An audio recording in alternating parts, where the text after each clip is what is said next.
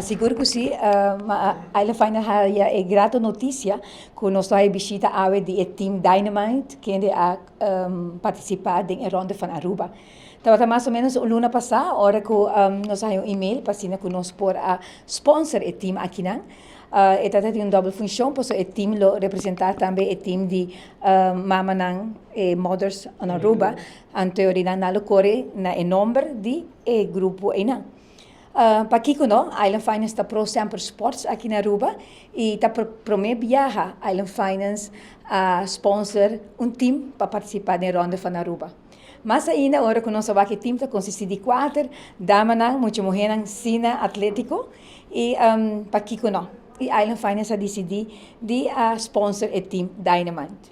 Mas ainda, que depois agora de dia 20 de maio, agora que damas a participar, qual que chega no primeiro lugar de na categoria, qual para nós está sumamente contento e satisfeito e mais ainda mais gana para seguir apoiando no futuro.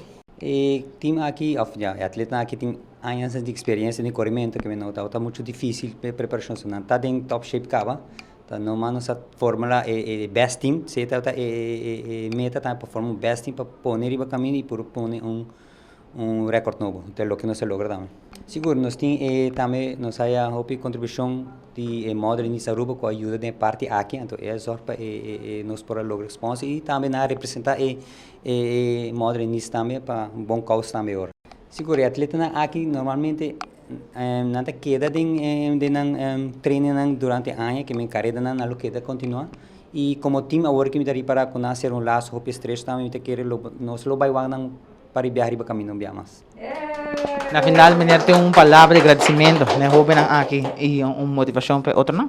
Seguro, nós está anos básicas aqui nós chama danke na tour, ainda que contribui com o time aqui para a ocasião aqui e tour ainda está welcome para join, so nós tem para ajuda e ajuda para seguir agradecer deporte na Aruba.